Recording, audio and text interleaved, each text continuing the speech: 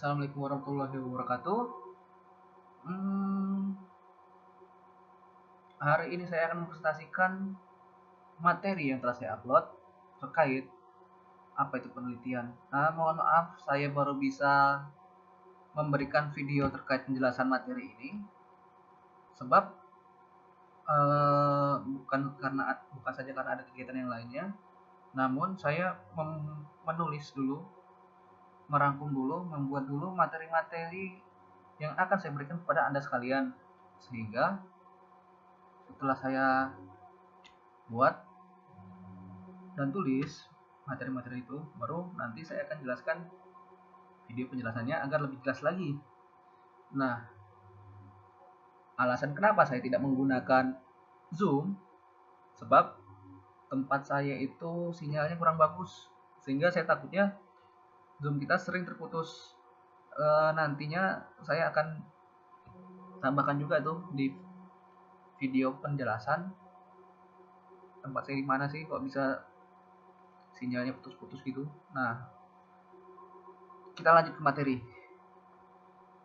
Sebelum kita mengenal si penelitian ini, kita ketahui dulu tujuannya penelitian itu apa sih.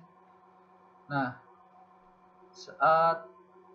alasan atau tujuan manusia itu meneliti karena pertama hasrat dan keinginan manusiawi untuk melakukan penelitian. Manusia itu pada dasarnya suka meneliti gitu. Kalau contoh yang saat ini kan bisa kalian contohkan sendiri sih. Tapi kalau kita tengok ke sejarah, misal pada zaman dahulu, kan ada tuh penemuan api, orang tuh tidak ngerti api gunanya apa, sehingga mereka ada keinginan tuh, ada hasrat meneliti, dia pegang-pegang, ternyata api itu panas dan sebagainya. Lalu mereka meneliti juga tuh bagaimana permasalahan mereka bisa terselesaikan. Nah, sehingga misal permasalahan pada makanan, pada orang purba gitu kan makanannya mentah tuh, bagaimana caranya agar mereka efisien, ya cobalah dibakar gitu kan. Wah, ternyata berhasil gitu, setelah beberapa kali gagal gosong dan sebagainya, lebih enak dibakar. Nah, jadi tuh makanan bakar-bakaran. Jadi dapat penemuan baru tuh, makanan steak apa dan sebagainya gitu kan, sehingga nanti dikembangkan lagi jadi produk baru, jadi burger dan sebagainya di zaman modern ini kan. Lalu dengan adanya perkembangan produk baru, maka manusia juga meneliti itu agar pekerjaan mereka jadi efisien. Misal kalau contohnya makanan lagi di McD tuh, ada yang pernah nonton ini enggak sih, cerita tentang McD? Nah, si McD bersaudara kan buat tuh bagaimana caranya agar restoran mereka efisien. Dibikin tuh sistem kayak pabrik dalam pembuatan makanannya. Nah, coba ditonton bagaimana cerita Ray Kroc dan McD bersaudara. Nah, lalu penelitian itu juga manusia meneliti itu agar mereka dapat hidup lebih mudah lagi. Kan kalau contohnya bisa dilihat sih, orang meneliti tentang mobil dan sebagainya, mobil otomatis gitu kan. Nah, biar mereka hidup, kita gitu, mereka juga sih, kita juga bisa hidup lebih mudah lagi gitu. Enggak payah-payah nyupir dan sebagainya. Dan untuk Anda sebagai mahasiswa, yang terpenting adalah untuk mendapatkan gelar, karena di Stikom, di Unama ini, skripsi itu masih menjadi kewajiban Anda untuk mendapatkan gelar sarjana informasi. Nah, jadinya ya ini dinikmati nih mata kuliah ini dan dipelajari, karena MedPen ini insya Allah dapat membantu Anda melakukan skripsi, KP, dan proposal penelitian. Lalu kita lanjut, apa itu penelitian? Penelitian Menurut KBBI adalah kegiatan pengumpulan, pengolahan, analisis, dan penyajian data yang dilakukan secara sistematis dan objektif untuk memecahkan suatu persoalan atau menguji hipotesis untuk mengembangkan prinsip-prinsip umum. Sedangkan menurut Profesor Zainal Hasibuan, penelitian merupakan suatu proses mencari sesuatu secara sistematis dalam waktu yang relatif lama dengan menggunakan metode ilmiah dengan prosedur maupun aturan yang berlaku. Nah, ditandai nih, apa itu data sistematis objektif, lalu sistematis, metode ilmiah, prosedur, aturan yang berlaku. Nah, itu maksudnya apa sih? Kan kalau data udah dipelajari enggak sih sebelumnya? Sebelum mata kuliah ini, data itu apa? Kalau ada yang lupa, data itu kumpulan angka dan objek yang belum memiliki arti.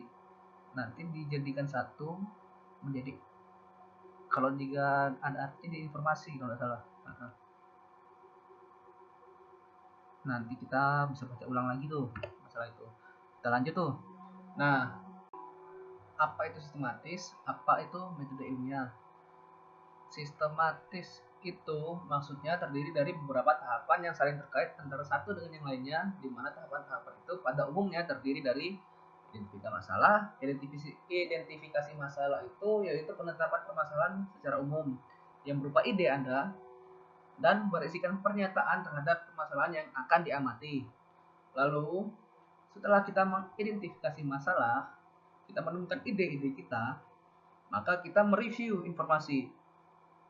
Nah, di review informasi ini kita mencari literatur yang sesuai dan yang sesuai dengan apa yang akan kita teliti.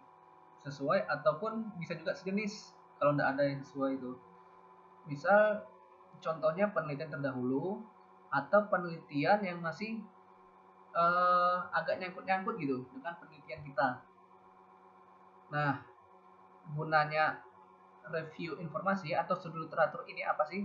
Itu gunanya untuk kita mencari bagaimana cara melakukan pendekatan untuk menyelesaikan masalah kita.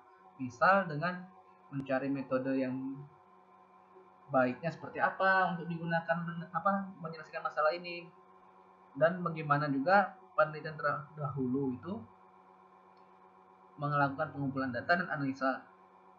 Lalu setelah kita mereview informasi, kita melakukan pengumpulan data. Nah, data yang dikumpulkan itu adalah data yang terkait dengan masalah yang diteliti agar nantinya permasalahan itu dapat terjawab. Nah, data yang kita kumpulkan tadi dianalisa.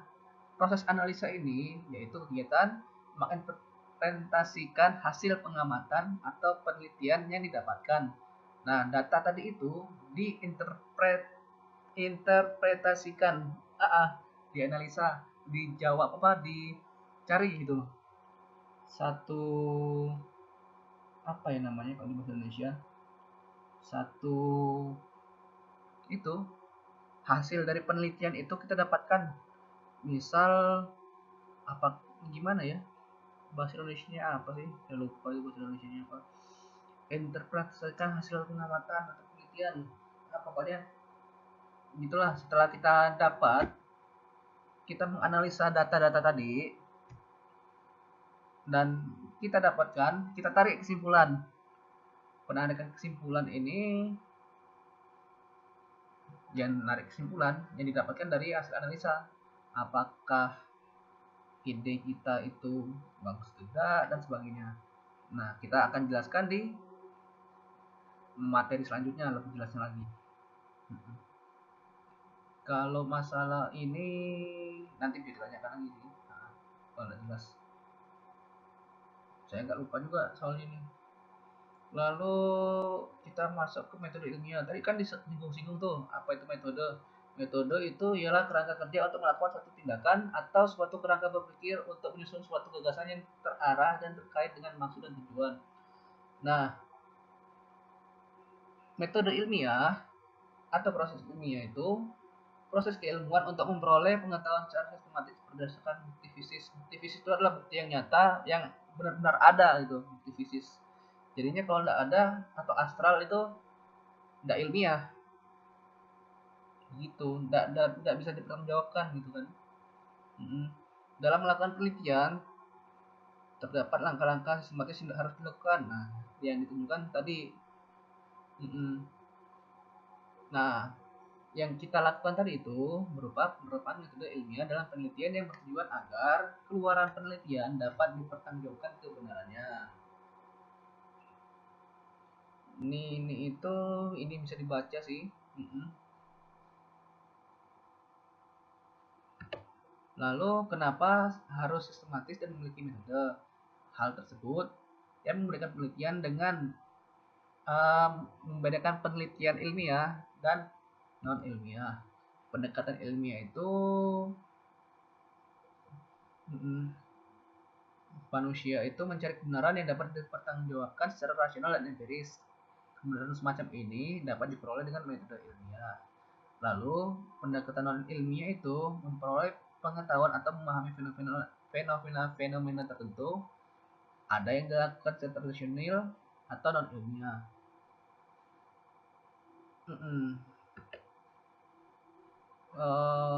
Kita dapat yang tadi itu kalau dicontoh yang orang-orang purba zaman dulu, dia pendekatan non ilmiah dengan coba-coba intuisinya mereka dan pengalaman gitu kan. Lalu gambaran penelitian ilmiah vs non ilmiah ini bisa dilihat sendiri sih.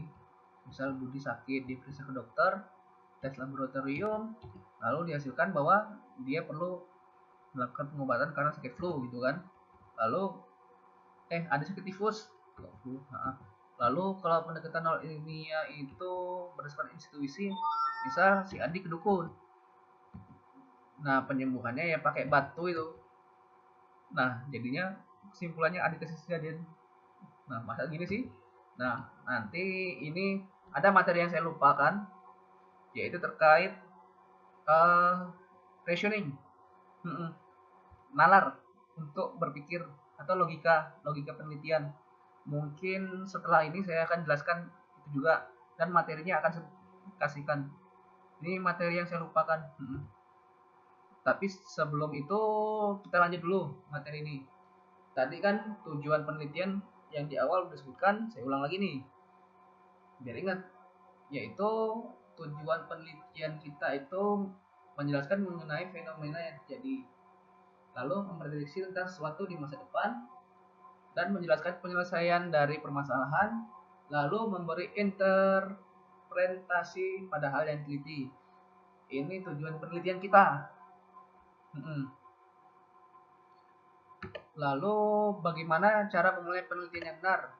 Diawali dengan pertanyaan atau masalah penelitian. Nah, jelaslah harus ada masalah penelitian dulu. Lalu membutuhkan tujuan yang jelas. Tujuannya melakukan penelitian itu apa gitu kan? Misal pertanyaannya itu bagaimana agar suatu toko XYZ itu mampu berkembang gitu. Dan prosesnya yang manual itu, yang suka salah-salah itu bisa jadi lebih baik gitu. Nah, itu pertanyaannya atau masalah penelitiannya yang bisa jadi salah satu contoh. Dan tujuannya yaitu menyelesaikan problemnya. Lalu ada rencana atau prosedur yang spesifik. Misal kita tanya dulu orangnya apakah masalah ini benar, lalu kita cari apakah mereka sudah perlu gitu kan menggunakan aplikasi dan sebagainya dan sebagainya. Lalu kita biasanya memecah masalah pertama menjadi beberapa sub masalah. Misal tadi kan masalah awal itu dia itu masih offline kan, terus kita pecah tuh masalahnya, kenapa dia offline gitu, ternyata masalahnya ini gitu, dipecah. Jadinya untuk memudahkan aja nanti sih dalam melakukan analisa serta kita melakukan perancangan metodenya. Jadinya kita mesti ngapain dulu, itu lebih enak, lebih gampang. Lalu dipandu oleh permasalahan, pertanyaan dan hipotesa yang spesifik. Nah, kalau kita sudah punya hipotesa bahwa dengan ada hipotesa itu apa ya? Hipotesa itu asumsi awal atau kesimpulan awal. Misal kalau dengan adanya sistem informasi atau aplikasi pada toko XYZ, maka toko XYZ dapat dengan mudah berkembang, gitu kan? Contohnya gitu. Lalu selain itu, penelitian ini menerima asumsi kritis tertentu. Maksudnya menerima asumsi kritis tertentu itu misal dari ternyata hipotesa kita atau asumsi kita itu salah berdasarkan data-data yang kita telah dapatkan itu. Misal ternyata toko XYZ itu setelah diteliti ternyata memang tidak butuh dengan aplikasi, tapi lebih butuh dengan memecat karyawannya dan menggantinya gitu. Itu mesti kita terima gitu. Misal kita dapatkan bahwa hasil dari aplikasi dan manual itu sama aja gitu kan. Ternyata yang salah si pegawainya gitu. Nah itu kita mesti terima hasil itu. Terus kita membutuhkan kumpulan dan interpretasi dari data dalam upaya untuk mengatasi permasalahan yang mengawali penelitian. Membutuhkan kumpulan data. Maksudnya itu yaitu sebelum kita mendapatkan si kesimpulan, kita itu membutuhkan kumpulan data itu.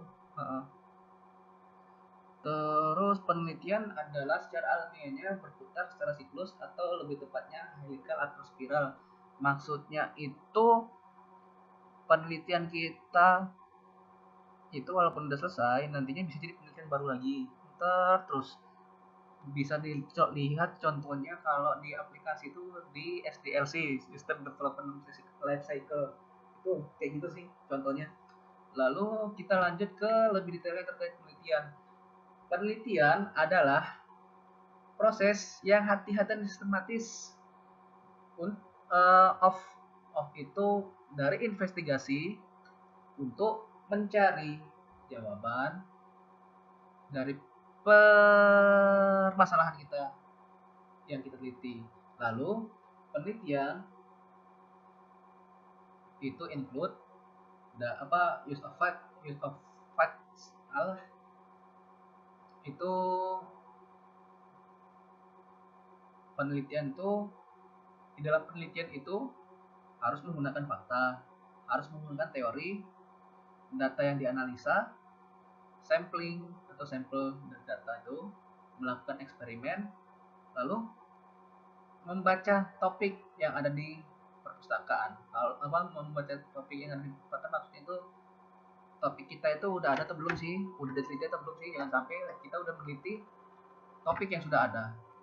Jadinya kalaupun sudah ada topik yang itu, ya kita kembangkan lagi topiknya. Lalu untuk melakukan penelitian, kita menginvestigasi permasalahan secara sistematis dan sama, benar-benar diteliti. Lalu tujuan dari penelitian adalah menyelesaikan masalah yang kita teliti. Itu yang penting, jangan sampai melebar kemana-mana gitu kan. Lalu kriteria topik penelitian itu harus memenuhi pertama visible, yaitu peneliti harus dapat dijalankan dan diselesaikan. Jadinya ya ini mesti cari permasalahan yang benar-benar Anda bisa selesaikan. Jangan sampai suatu permasalahan itu perlu 4 semester untuk diselesaikan. Wah, itu kalau kampus sih oke-oke aja gitu kan, bisa nambah uang semesteran. Ya kasihan Anda lah, umurnya, waktunya kan. Kalau bisa sih cari yang visible gitu. Lalu yang kedua interesting, yaitu menarik. Topiknya itu sebenarnya nggak harus terbaru sih, tapi sebaiknya terbaru gitu. Kalau penelitiannya tentang pager ya udah enggak zamannya lagi sih. Kalau sekarang kan tentang Androidan gitu. Kalau masih tentang pager itu ya ketinggalan zaman. Maksudnya yang terbaru kayak gitu sih. Lalu novel itu penelitiannya harus memiliki nilai orisinalitas. Orisinalitas ya tadi itu bukan jiplak, bukan contek, harus orisinal. Kita tulis sendiri, kita buat sendiri gitu. Dan etis itu maksudnya ya sesuai etika yang berlaku, tidak melakukan pelanggaran-pelanggaran di kala Anda meneliti. Lalu relevan, topik yang Anda teliti itu relevan dengan kondisi yang ada dan disiplin ilmu Anda. Kalau Anda sekarang di sistem informasi, maka carilah penelitian yang relevan. Misal deskripsi Anda itu topiknya terkait perancangan sistem informasi, pada toko XYZ tidak masalah masih. Atau perancangan sistem informasi untuk peternakan yang besar gitu kan, masih tidak masalah. Yang penting masih nyangkut dengan sistem informasi Anda. Tetapi jika penelitian Anda deskripsi nantinya tentang bagaimana cara beternak ayam agar ayamnya dapat bertelur terus dengan menggunakan pakan ABC gitu, nah itu tidak bisa jadi penelitian, kecuali Anda menggabungkan sebuah sistem komputer di situ, masih bisa itu. Kalau penelitian saya kemarin sih tentang keras, tapi sistem informasi keras. Lalu penggunaan metodologi untuk mempermudah penelitian. Nah, bila kita melakukan penelitian, berarti kita harus menggunakan cara-cara meneliti yang disebut juga metodologi. Metodologi adalah ilmu tentang metode, uraian tentang metode. Ilmu tentang metode-metode, prosedur-prosedur, prinsip-prinsip yang digunakan dalam disiplin keilmuan. Cabang logika yang merumuskan atau menganalisa prinsip-prinsip yang diperlukan untuk membentuk kesimpulan dan konsep yang logis. Nah, bedanya metodologi dan metode. Kalau metodologi itu adalah kerangka kerja konseptual dan asumsi untuk menjelaskan penelitian kita. Terdiri dari gabungan dari riset method, kumpulan metode-metode kita itu jadi metodologi. Lalu riset method itu adalah teknik atau prosedur yang digunakan untuk mengumpulkan dan menganalisa data. Lalu kadang-kadang nih itu distinction atau pembedaan dari metodologi penelitian atau research metode penelitian itu kadang itu tidak jelas sih. Jadinya misal di bukunya Prof. Wisnu itu metode itu mirip sama metodologi, sedangkan di bukunya Prof. Zainal itu beda. Metode itu metodologi itu metodologi itu kumpulan dari metode dan sebagainya. Kalau ini jangan kita sibukkan sih, lebih baik ya kita ngurus penelitian kita gitu daripada disibukkan dengan metode dan metodologi. Yang penting tadi itu metode kumpulan dari metodologi itu kumpulan dari metode. Nah, penjelasannya nanti akan dijelaskan tuh di materi selanjutnya, metode pengumpulan data seperti apa dan sebagainya. Lalu metodologi penelitian ini terdiri dari fase dan subfase yang memandu peneliti dalam pemilihan metodenya, teknik, prosedur, alat bantu dan lainnya yang mungkin sesuai dengan setiap langkah penelitian, juga membantu peneliti untuk merencanakan, mengatur, mengendalikan dan mengevaluasi kemajuan penelitiannya.